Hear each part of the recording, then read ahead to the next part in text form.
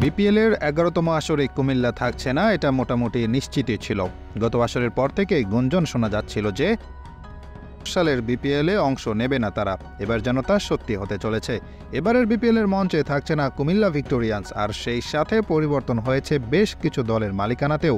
খোদ বিসিবি সভাপতি নিশ্চিত করেছেন বিষয়টি।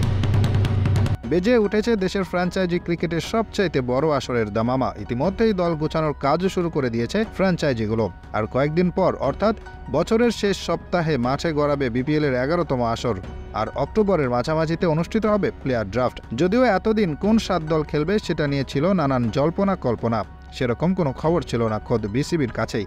এবার অবশ্য সব জল্পনা কল্পনার অবসান হয়েছে। নিশ্চিত হওয়া গেছে কোন ৭টি দল অংশগ্রহণ করছে এবারের বিপিএলে।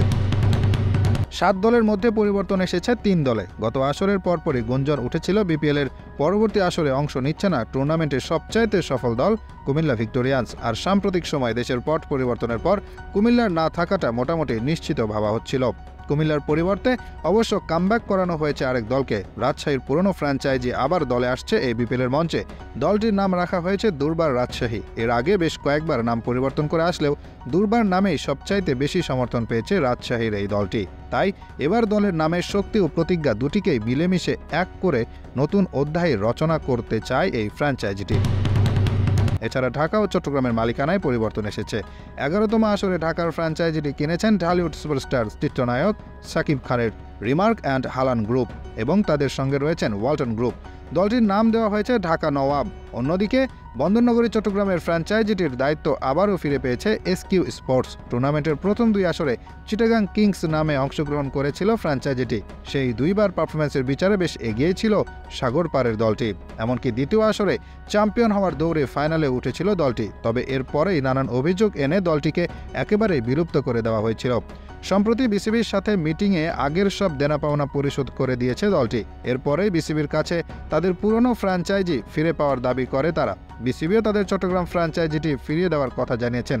ফলে পুরনো নাম চিটাগং কিংস নামেই এবার মাঠে নামবে তারা। বাকি ৪ দলের মালিকানায় কোনো পরিবর্তন আসেনি। এ নিয়ে বিসিবির নতুন বোর্ড সভাপতি ফারুক আহমেদ বলেছিলেন, একটা ফ্র্যাঞ্চাইজির নাম ঢাকা নওয়াব হবে সম্ভবত। এখনও হয়তো তারা তা ঘোষণা করেনি। চট্টগ্রামের একটা পুরনো ফ্র্যাঞ্চাইজি ছিল, ওরা ফিরে এসেছে। প্রথম আর দ্বিতীয় আসরে খেলেছিল তারা। রাজশাহী একটি দল হবে। এই ৩টি ফ্র্যাঞ্চাইজিকে আমরা নির্বাচিত করেছি তাদের আর্থিক সক্ষমতা ও অন্যান্য দিক থেকে। এক নজরে আসন্ন বিপিএলে অংশগ্রহণ করা ৭টি দলের নাম এবং দলগুলোর মালিকানা: Rangpur Riders, Bashundhara Group, Fortune Barishal, Fortune Group, Khulna Tigers, Mindtree Limited, Sylhet Strikers, Future Sports, Durbar Rajshahi, Valentine Group, Dhaka Nawab, Remark and Harland Group, Chittagong Kings, SQ Sports. এদিকে এই বিপিএল নিয়ে দর্শক মহলে উন্মাদনার যেন কোনো কমতি নেই। কেননা প্রায় ১ যুগ পর বিসিবির নেতৃত্বে স্থানীয় পর্যায়ে পরিবর্তন এসেছে। তাই তো এবার বিপিএল নিয়ে উৎসাহী হয়ে আছে পুরো ক্রিকেট পাড়া।